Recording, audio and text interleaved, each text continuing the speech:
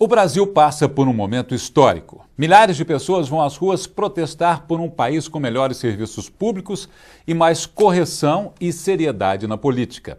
Mas o que esse movimento pode deixar como resultado? É sobre isso que vamos conversar hoje. Vamos abordar também o papel da capital mineira nesse movimento. Manifestações em BH é o tema do Câmara Debate de hoje.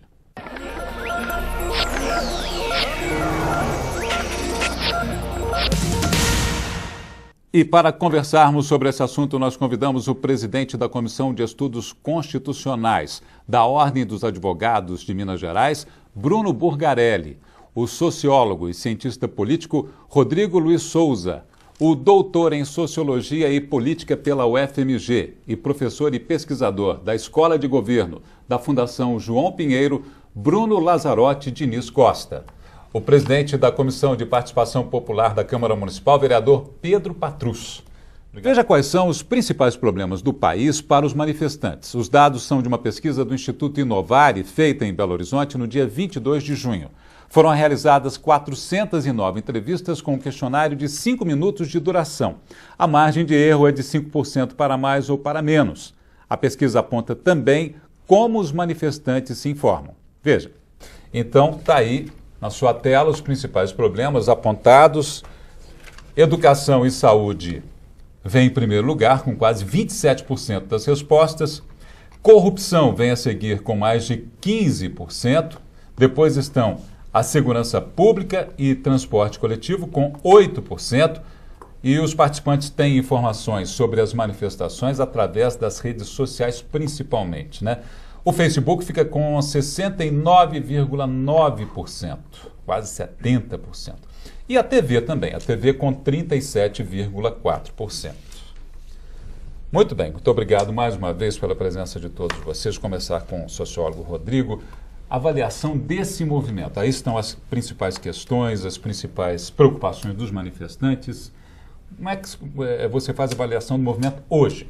Olha, a gente vê uma forte tendência das pessoas que estão participando desse movimento em modificar um pouquinho a forma de fazer políticas. Essa forma de fazer política arcaica dos partidos políticos, vertical, hierárquica, essas pessoas elas não têm mais não têm espaço nessas instituições políticas. E elas resolveram, através do Facebook, do Twitter, do YouTube, irem para a rua e fazerem uma manifestação à sua maneira. E isso ganhou uma proporção muito grande que talvez nem elas mesmas esperassem por isso. Agora, Bruno, o momento histórico, a gente abriu o programa falando que o momento é histórico, não é nenhum exagero, né? Seguramente não. Há muito tempo, né, no mínimo, né, desde da campanha do impeachment do presidente Collor, que você não via tantas pessoas, né, publicamente na rua. Se as consequências serão históricas também, aí é uma outra questão, né? Ou seja, que tipo de consequências advirão disso e se elas serão historicamente positivas, negativas, ou o que seja. Isso, o futuro está em aberto, mas seguramente, né, uma aparição pública, né, inesperada, surpreendente. Surpreendeu todo mundo, né? Ah, seguramente. Surpreendeu a própria imprensa, seguramente surpreendeu os partidos políticos, surpreendeu a todos nós na academia, né? Boa parte do que nós da academia temos a dizer sobre isso são um pouco mais do que palpites informados, digamos assim, que tem que ser adaptados permanentemente ao, né, a cotação do dia, né? Não teve nenhum cientista social, político que fez essa previsão, que aconteceu um movimento desse porte. Inclusive, por exemplo, do ponto de vista das suas consequências políticas, o que se esperava era que nós íamos ter uma certa calmaria, entre aspas, né, nas eleições do ano que vem, que o resultado estava mais ou menos, né, dado com, claro, né, sempre pode haver alguma surpresa, mas não se esperavam grandes coisas. Agora está o cenário completamente embaralhado, né? Bruno Burgarelli e também a OAB, como todos, também foi pega de surpresa, né, pela grandiosidade do movimento. Sem dúvida. Agora, a OAB, até em respeito ao movimento, um movimento que não tem entidades claramente liderando, então você tem entidades apoiando uma ou outra, mas é um movimento que nasce de uma massa. até em nome disso, a OAB ela entende que não pode ser nem deve ser protagonista. A OAB ela entrou nesse movimento justamente para dar o suporte ao que nós chamamos de liberdades constitucionais. O que não se tolera e é intolerável em qualquer situação é que essas liberdades fossem ceifadas, como aqui principalmente em Minas Gerais. Nós tivemos aqui uma decisão judicial pelo Tribunal de Justiça de Minas Gerais absurda, que acabou com o direito de reunião em todo o território do Estado de Minas Gerais. Felizmente, decisão hoje suspensa por uma decisão do Superior Tribunal Federal, do STF. Por quê? O Supremo Tribunal Federal. O que acontece?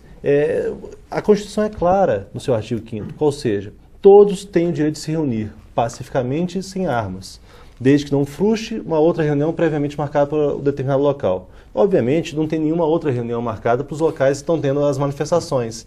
Então, uma vez elas sendo pacíficas, sem violência e sem o porte de armas, não há dúvida nenhuma que elas são constitucionais. Então, decisões judiciais que no país inteiro têm ceifado, cortado esse direito, tem que ser duramente criticado. Então, o papel hoje da OAB é discutir essa liberdade de reunião e, principalmente, a proteção ao manifestante que está ali pacificamente se colocando. E, obviamente, também o equilíbrio com a proteção ao patrimônio público e privado. Pedro Patrus, como político atuante, como vereador, qual que é a sua avaliação do movimento? É um movimento legítimo, um movimento que está acontecendo em todo o país. Então, cabe a nós políticos, né, não só a nós políticos, mas as pessoas, a entender, a refletir sobre esse momento. Com relação mais à classe política, a realmente escutar o que está vindo das ruas. Eu acho que nós temos esse papel de tentar entender e de tentar resolver e assimilar o recado que é dado a partir dessas manifestações. E qual, na sua opinião, é o principal recado? Tem um recado já em destaque ou não? São vários itens. Olha, são vários. A pauta é extensa, né? São várias as pautas e várias as reivindicações que estão acontecendo nessas manifestações. Mas, por exemplo, a questão da mobilidade urbana, né, que foi, a meu ver, o estopim dessas manifestações em São Paulo, a questão do passe livre, a questão de um transporte público realmente de qualidade, é uma pauta muito forte, que também ela pegou o país inteiro, né, que o transporte seja realmente um transporte público, de qualidade, e não um transporte, um sistema de transporte a serviço do capital. Então, essa questão do transporte, da mobilidade urbana, ela é muito importante. É uma das importantes, mas são várias as pautas. Você concorda, Rodrigo, que foi esse o estopim? Eu acho que esse foi o estopim. Começou lá em São Paulo o Sim, MPL, Movimento sim. Passe Livre. Isso. Mas eu digo assim, para incendiar o Brasil inteiro, Eu acho, incendiar no bom sentido. eu acho que ele foi o início, mas por detrás disso também tem uma insatisfação muito grande com a questão da Copa do Mundo. As pessoas tinham uma expectativa que a Copa do Mundo realmente fosse transformar, sobretudo, as grandes capitais no Brasil. E isso não aconteceu. Transformar em termos de transporte coletivo, por exemplo. De estrutura, né, de estrutura das cidades. Né? E isso não aconteceu ao longo desse período que vem se discutindo desde 2009, quando se discutiu a lei da Copa. Né? Quando foi trabalhado a ideia da Copa, gestado a ideia da Copa. E isso não aconteceu. Associado a um custo muito alto. Nós estamos pagando hoje 3, 4 vezes mais o valor da obra que havia sido orçada inicialmente. No projeto. Ficou aquela coisa assim, foi investido mais em estádios e não na escola, infraestrutura na cidade. Em escola, educação, em transporte público. E as pessoas ficaram indignadas. Porque um investimento tão alto para a Copa do Mundo, sendo que a propaganda, a ideia que se tinha é que a Copa do Mundo iria trazer benefícios para a população. E, na verdade, isso não aconteceu. Agora, Bruno, o Congresso Nacional, o Senado e a Câmara Federal já começam a ser pautados pelas reivindicações, né? Nós temos aí a PEC 37 caiu, a reforma política sendo colocada em pauta, a corrupção como crime hediondo, né? Eu acho que né, é difícil a gente analisar exatamente qual era o recado, digamos assim, se a gente pensasse numa pauta tradicional, digamos, nós temos uma lista de coisas que nós queremos negociar. Isso era impossível. Por exemplo, aqui em Belo Horizonte nós tínhamos desde questões como, né, todas legítimas em si mesmo, mas da Serra do Gandarela, os ficos misturados com a PEC 37, 100% dos royalties para a educação, a legítima reivindicação dos professores, metrô, contra a Copa, fora Lacerda e diferentes combinações desse tipo. De tal maneira que era muito difícil você dar uma resposta que fosse específica aos temas. Isso para falar de Belo Horizonte, para não falar de outros lugares.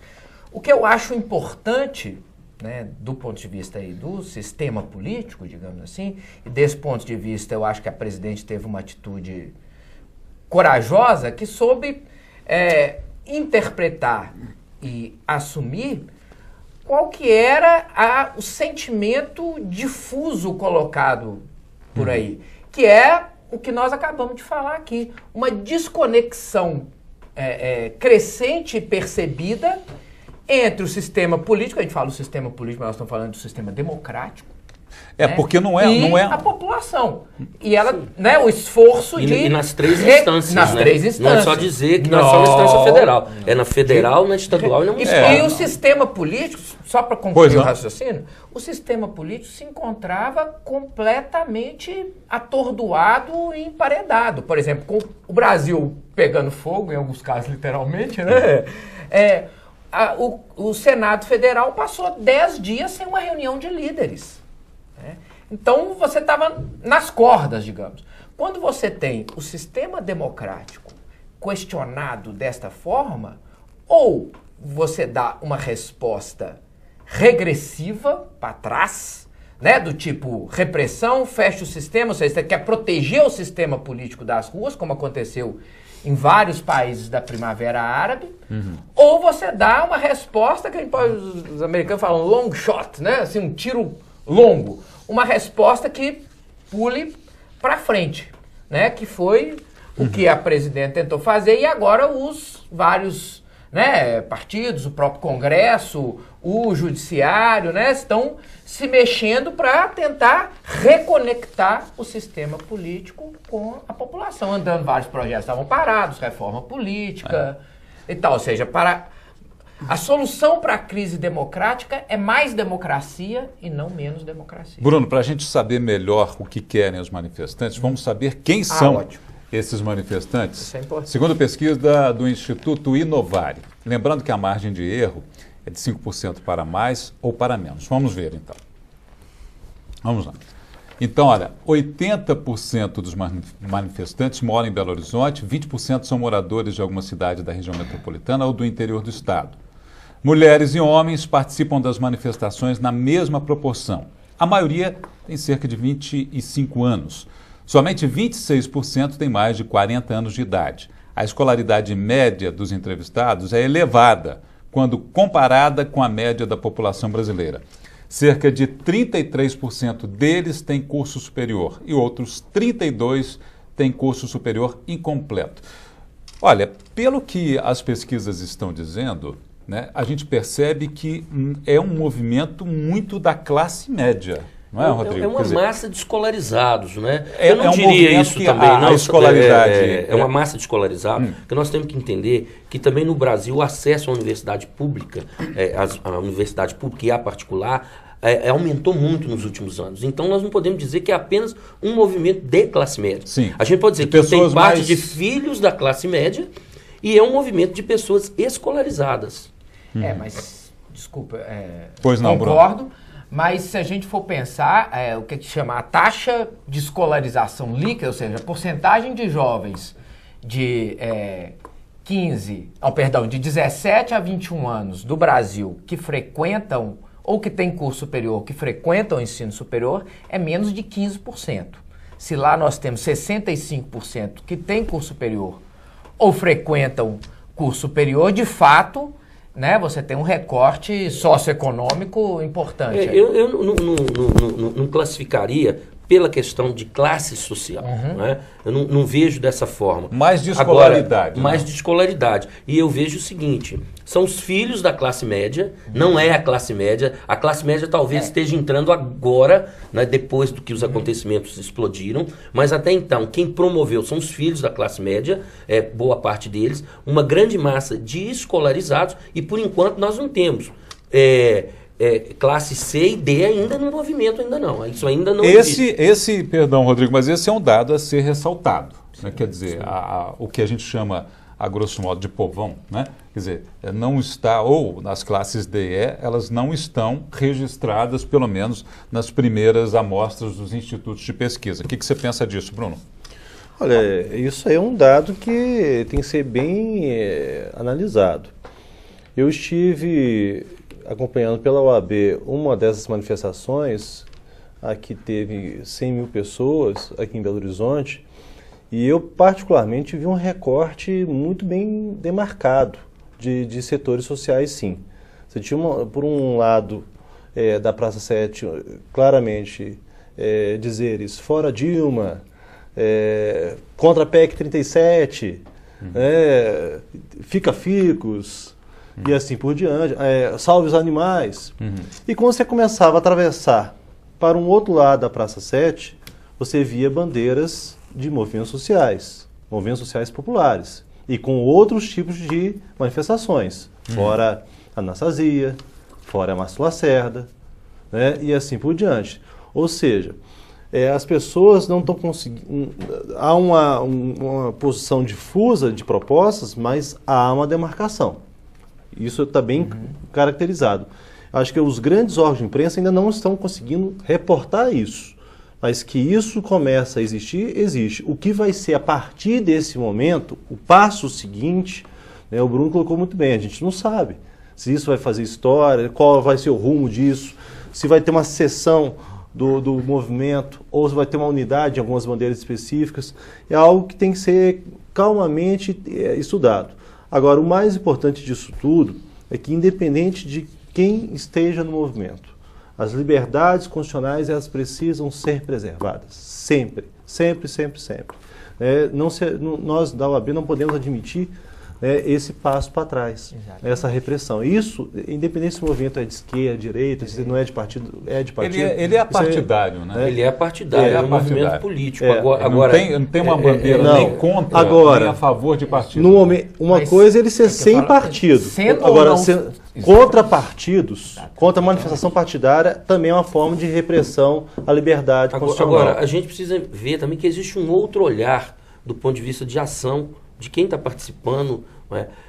Na verdade, nós temos uma mudança agora da subjetividade para o objetivo. Até então, a política, a gente tinha os partidos políticos, sindicatos, partindo do coletivo para o objetivo. Agora não, agora nós temos o subjetivo no objetivo, trazendo a política para as coisas mais próximas das pessoas. Porque agora as pautas, daqui a pouco, nós vamos acabar com as pautas mais conjunturais e vão vir as pautas mais próximas, mais locais. Então isso é uma leitura que precisa ser feita também, porque o indivíduo está ali muito também pela subjetividade, pela proximidade dele com os problemas da cidade e, evidentemente, daqui a pouco essas coisas mais conjunturais, elas vão deixar de ter uma influência no movimento. E esse movimento vai se dividir em muitos movimentos. Você pensa assim também, vereador, em questão principalmente das reivindicações? Pois é, eu tenho pensado, lido, escutado um pouco sobre essas questões. E eu tenho refletido muito do que eu tenho chamado de novíssimos movimentos sociais, que são esses movimentos que a gente tem nas redes sociais, a partir das redes sociais. São movimentos mais localizados, movimentos que partem, é o Fora Lacerda, é a Praia da Estação, é o Fica Ficos, movimentos que têm uma pauta mais local, uma pauta mais bem definida, que já vem há mais tempo. Ele não é de agora esses movimentos. Então, o que tem que ser entendido é um pouco... Esse movimento se juntava e foram para a rua. Esse movimento já vem acontecendo há algum tempo. Os movimentos tradicionais, que a gente chama, os movimentos sociais, que são sindicatos, né? O movimento... O carro de som, o panfleto, né? Exato. Aí os novos movimentos sociais, que a gente pode chamar que é a questão de gênero, questão do, né, do racismo, questão de diversidade sexual. A pauta é grande, essas né, questões são os novos. Agora nós já temos novíssimos, que são essas a partir das redes sociais. Isso é um novo elemento que a gente tem que pensar melhor. Nesse sentido, os partidos políticos eles ficam um pouco para trás. Né? A oxigenação desses partidos políticos eles não se deram de uma forma a acompanhar esses movimentos. Então não é que eles são contra os partidos, eles são a partida. Os partidos não representam esses movimentos mais. Eu penso, Pedro, tem que fazer uma reflexão. Vou pedir licença só um minutinho, Rodrigo, porque a gente já está com o bloco estourado, mas tem que pedir então, vereador, uma reflexão dos próprios partidos, né? Com certeza. Muito bem, nós estamos conversando sobre as manifestações em BH e voltamos em instantes daqui a pouquinho.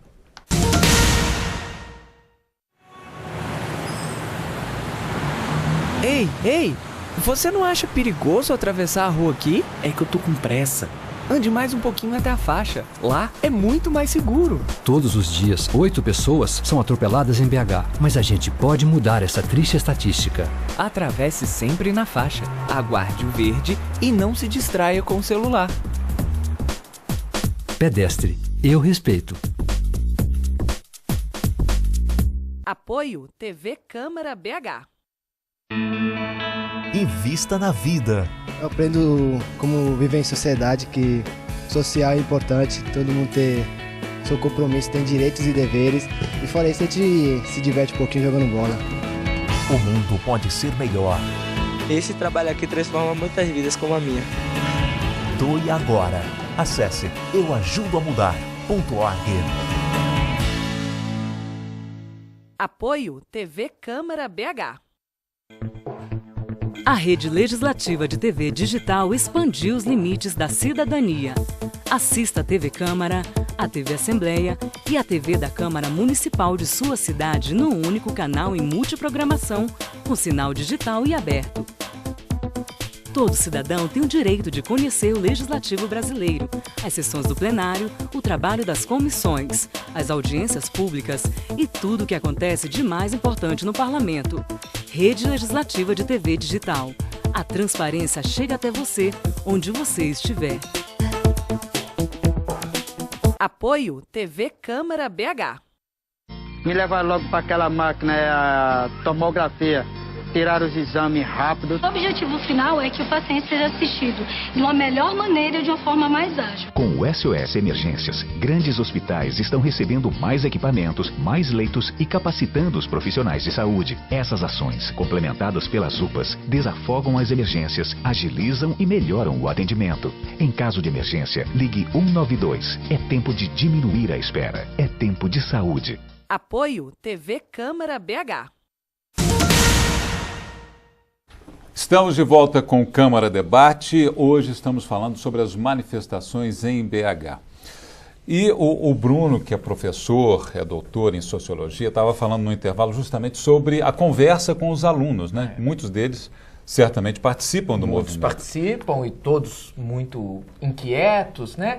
E de fato a gente vê que o espaço deste pessoal, digamos assim, e da sociabilidade, né, onde se forma opinião, onde se reflete de alguma maneira, não da maneira como minha geração está acostumada. Eu estou tentando aprender isso como professor, acho que a gente tem um pouco a obrigação. É ali o espaço das redes sociais, que tem uma linguagem, uma forma de argumentar, de se posicionar, muito e que é muito difícil, né, para uma geração anterior, né, que é a geração dos nossos políticos, né, mesmo o Pedro que é novo, né, deve ser da minha geração, né, se relacionar e numa linguagem que não é institucional, né, muitos dos que estavam comentando isso, né, muitos dos que se colocam ali se relacionam como se estivesse fazendo um press release, né, os jovens percebem claramente isso como um elemento estranho, ou seja, você não está ali interagindo num pé de igualdade horizontal se expondo, e, né? E repudia. Tem que haver uma sinceridade maior. É interessante que a internet, quando ela surgiu como uma questão para atender demanda militar, e depois a economia tenta captar a internet, e essa economia na internet fracassa, e o que sobrou na internet? Sobraram as redes sociais, e que são muito criativas, né? Então, o que a gente vê hoje é que no ponto de partida está um indivíduo e no ponto de chegada também está um indivíduo. Então, a informação é muito rápida, é isso que você falou. Muitos partidos políticos, muitas lideranças políticas acharam que a internet fosse um espaço publicitário e não trataram ela como uma rede social, como uma rede de interação política. De acesso livre, diferente aos outros meios de comunicação. Exato. E a primeira manifestação de grande porte depois da internet, né? Porque se a gente pensar, teve o impeachment do presidente Collor, teve diretas já, mas qual que é a diferença, Rodrigo, dessa para as outras manifestações em relação à internet? O que ela acrescentou? Esse movimento é um movimento espontâneo. Os outros movimentos, nós pegamos 64, 68, anos 80, anos 90, 64 ditadura militar, 68 AI-5. Em 64 nós tínhamos os governos estaduais contra o governo federal. A família, a igreja contra trabalhadores camponeses. Era um polo ideológico, uma questão ideológica. Em 68, nós tivemos o acirramento da censura, da ditadura militar. Nós tivemos antigos partidos de esquerda, partidos comunistas, né, e novas agremiações políticas que se juntaram contra o AI-5. Nos anos 80, nós tivemos eleições diretas. Essas eleições diretas foram organizadas pelos governadores de estado. Quer dizer, eram, digamos, manifestações partidárias. Partidárias, capitaneadas por partidos políticos ou por lideranças políticas. No Fora Collor... E dessa foi espontânea. Essa foi espontânea. No Fora Collor, nós tivemos lá os jovens lá, os caras pintadas, mas eles estavam organizados por quem? Pelos partidos de esquerda e pelos sindicatos. Essa não, é totalmente apartidária, não é apolítica. Ela é política, mas ela é apartidária e ela foi espontânea. E, bom, a gente tem algumas imagens, mas antes dessas imagens, eu gostaria de perguntar para vocês o seguinte. Como, de uma maneira geral, Bruno, atender esses pedidos da rua, das ruas de todo o Brasil? Essa é uma grande dificuldade, eu acho. Né? A mesma coisa aconteceu com os indignados na Espanha. Sim. Né? Por quê? Justamente por essas características que ele colocou, você tem uma pauta extremamente difusa e desigual, quer dizer, você pode ter na mesma passeata, digamos assim, pautas não só diferentes, mas às vezes antagônicas, né? Ali, de níveis e de direção muito diferentes. Você tem um fica-ficos, que é muito local, junto com a PEC 37, que eu tenho dúvida, de fato, se as pessoas estavam realmente informadas do conteúdo da PEC para lhe atribuir esta relevância. Então você tem uma pauta, de qualquer maneira, extremamente fragmentada e difusa. Mas deixa eu reposicionar, porque só para a gente ver essas imagens, eu gostaria de colocar as imagens. Essa pergunta que eu te fiz dos anseios da população, vamos primeiro ver essas imagens, daí, que são imagens históricas, evidentemente. Né? Aí, ali a Avenida Antônio Carlos, e toda a população, a gente percebe todo tipo de pessoa participando, inclusive crianças, idosos. É claro que a predominância maior é de jovens. Claro. Né? Então... Essa é de qual dia? O dia exatamente eu não sei. Mas é uma das caminhadas, né, na Avenida Antônio Carlos. Foi no dia do jogo do Brasil, né? Foi isso, Brasil-Uruguai. Muito bem. Temos essas imagens, e com essas imagens eu gostaria de saber o seguinte, toda essa manifestação já começa a dar resultado. Como será daqui para frente? Bruno. Pois acho que aí depende fortemente, primeiro, claro, depende do rumo que as próprias manifestações e a estratégia, né, vai ser tomada. Belo Horizonte eu acho que é um caso um pouco diferente de outras cidades do país, porque em Belo Horizonte você tem um esforço de parte das, vamos dizer assim, das forças políticas, mesmo não partidárias, como ele lembra, né, de se articular, de criar um espaço de deliberação, que são essas reuniões que estão acontecendo ali embaixo do viaduto, né, a Assembleia, né, que é um movimento bem diferente do que acontece em várias outras cidades, onde você tem muito menos organicidade, né, para esse movimento, mas depende também do tipo de resposta que o sistema político vai ser capaz de dar. Desse ponto de vista, né, como eu disse, né, a direção que, né, a partir principalmente da presidenta Dilma, mobilizando alguma pauta que não seja exatamente a que está sendo colocada, porque é muito difusa, mas, né, que aponte para os sentimentos colocados, ou seja, um afastamento da democracia em relação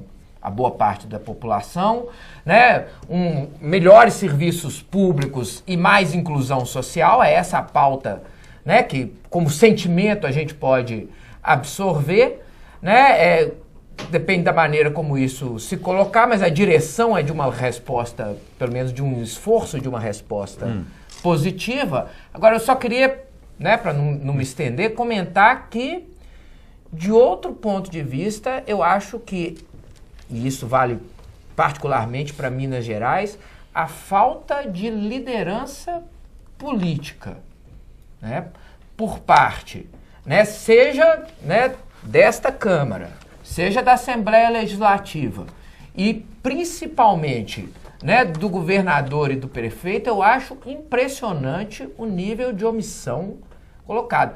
Praticamente, é como se estivessem se escondendo embaixo da coberta, esperando, vamos ver se passa, vamos ver, uma hora isso passa, para sofrer o mínimo de desgaste possível, em vez de liderar o seu estado, num momento que pode ser promissor ou pode ser arriscado, inclusive com, né, cenas de violência, o prefeito e o governador praticamente foram reativamente a público com o mínimo de exposição possível, né, para tentar livrar da sua responsabilidade. Eu acho isso politicamente muito ruim do ponto de vista da liderança democrática. E você falou em cenas de violência, nós temos aí algumas cenas, vamos ver, ainda das manifestações. Olha, a questão que está sendo também muito comentada nessas manifestações é justamente o que nós estamos mostrando, né? A imprensa adotou o termo vândalos para nomear essas pessoas que estão fazendo esse tipo de coisa. Muitos estão cobrindo o rosto, não estão se identificando, ou seja, com máscaras ou com a própria camisa, estão cobrindo o rosto, colocando o patrimônio público e também empresas particulares em risco, né? A gente percebe a vida de outras pessoas, a gente percebe aí na Avenida Antônio Carlos, a gente sabe das lojas depredadas, né? Quer dizer, aí eu pergunto para vocês, quer dizer, essas cenas aí, né, de confronto com a polícia, né, é realmente um pequeno grupo que está infiltrado. Aí são ainda as cenas de violência, o tumulto que isso provoca numa manifestação pacífica ou ordeira, né? Então eu pergunto para vocês, essas cenas são de grupos infiltrados ou são de manifestantes exaltados? Eu acho que são... Até nesses grupos existem divisões, né? Não é o que a imprensa taxa como todo mundo de vândalo. Ali a gente vê ali pessoas, né, anarquistas, por exemplo, do movimento punk. Você vê pessoas de movimentos de extrema esquerda que também são mais combativos nesse sentido da violência. E claro, tem gente infiltrada, tem pessoas que estão ali para saquear, para roubar. Então, até para a gente perceber o tanto que essas manifestações são... Desculpa, Pedro, aqui em Belo Horizonte não foi um caso, mas em São Paulo e no Rio de Janeiro, movimentos fascistas Sim. Organizados Exato. deliberadamente. Então, até nos grupos que se destacam pela questão da violência, nós temos vários grupos neles também. Eu tenho muito medo da criminalização da manifestação. Exatamente. Porque a manifestação é democrática. É claro que nós temos ali vários segmentos. Esse segmento que vai mais à frente ao grupo, que são os anarquistas, eles têm até uma justificativa para isso. Né? Eles se auto-intitulam blocos negros, que eles fazem isso quando tem uma resposta de repressão policial, então eles ficam ali à frente e devolvem essa violência como uma forma de proteger o restante dos manifestantes menos preparados para essas ações. Perdão, uma crítica que se faz até muito à polícia é que a polícia não está agindo. Que a polícia vê o que está acontecendo e demora a agir. Mas o que estaria por detrás dessa não ação da polícia? O que inclusive coloca em risco a vida das pessoas que estão ali pacificamente fazendo a manifestação. Você tem que entender, a gente precisa entender o seguinte. A polícia deu prioridade à área FIFA. Exatamente. Ela não deu prioridade às outras áreas da cidade.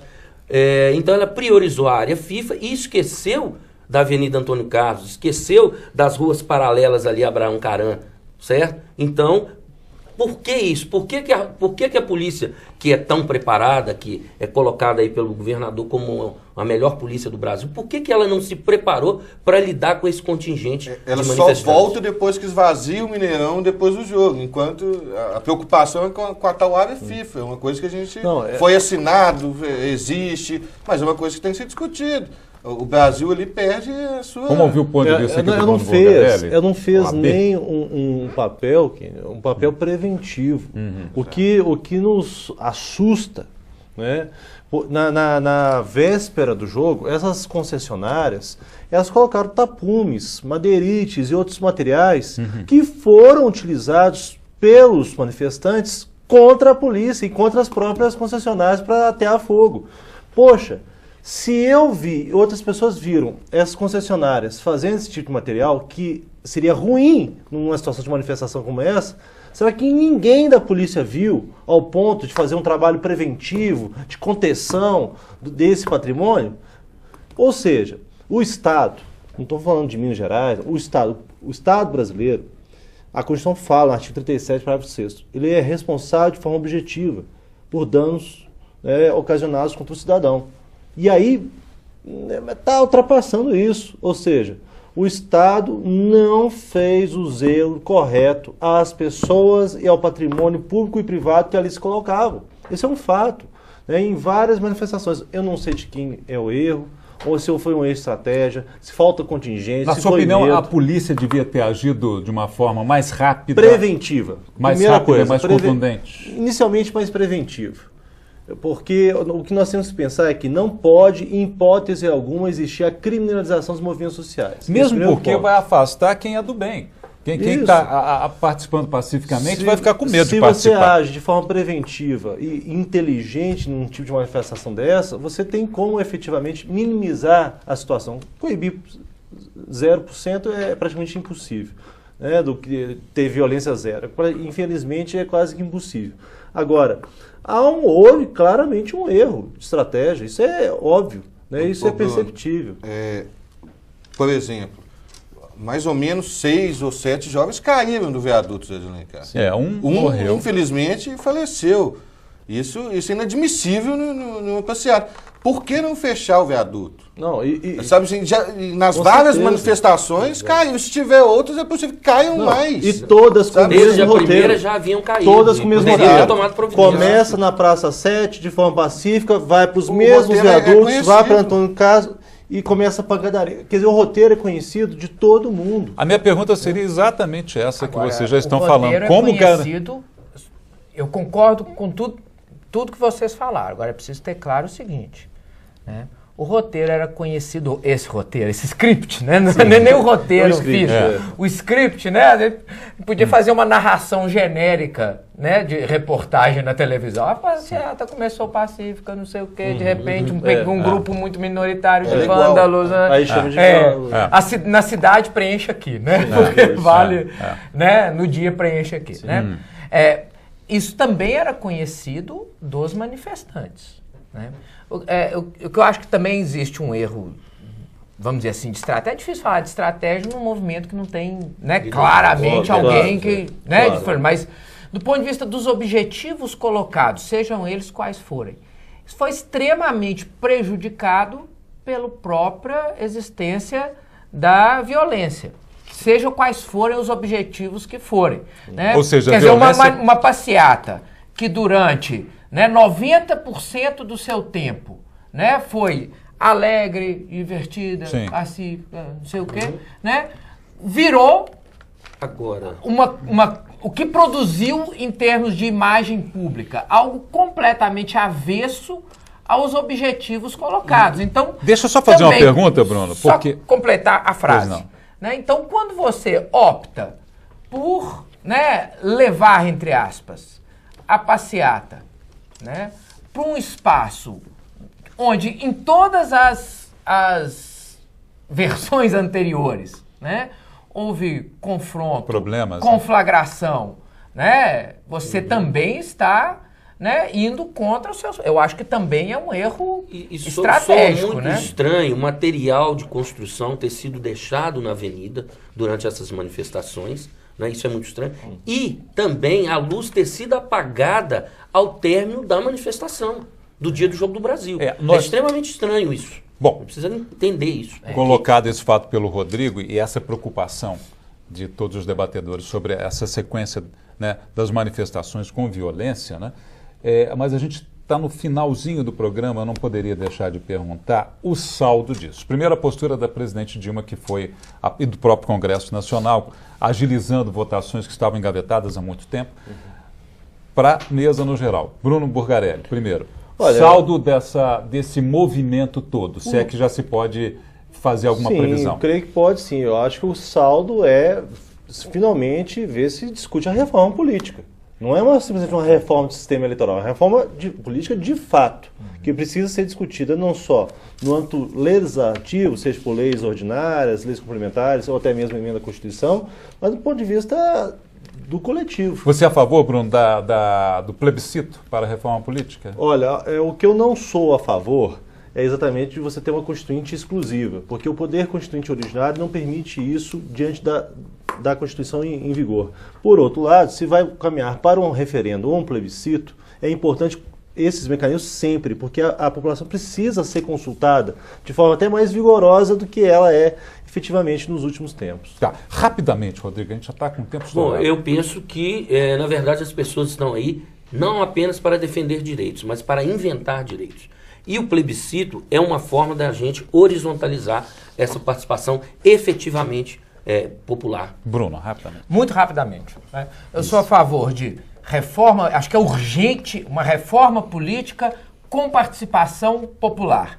Se vai ser constituinte exclusiva ou não, se vai ser plebiscito ou referendo, vamos discutir. Essa reforma política, na minha opinião, tem que manter o sistema proporcional, porque é um sistema mais democrático, mais inclusivo, reduzir a influência do poder econômico nas eleições, que cria corrupção, mas cria principalmente desigualdade política, e ampliar as formas de conexão entre o sistema político e a cidadania, como agilização, por exemplo, de iniciativas populares e vários outros mecanismos de consulta. Ou seja, não é só uma reforma do sistema eleitoral, mas ampliar a porosidade do sistema político, a participação cidadã, para que a gente não seja pego de surpresa, né? E diminuir a porosidade do sistema político aos interesses econômicos. Pedro.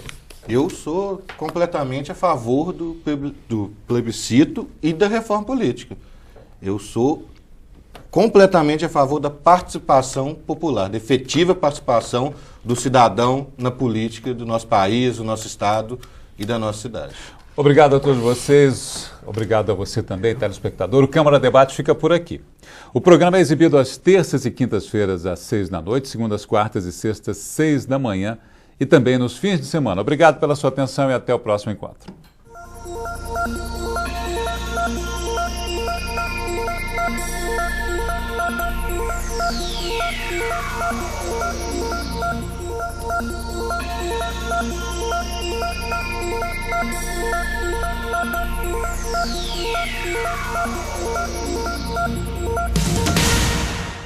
Eu sentia os vizinhos me olhando.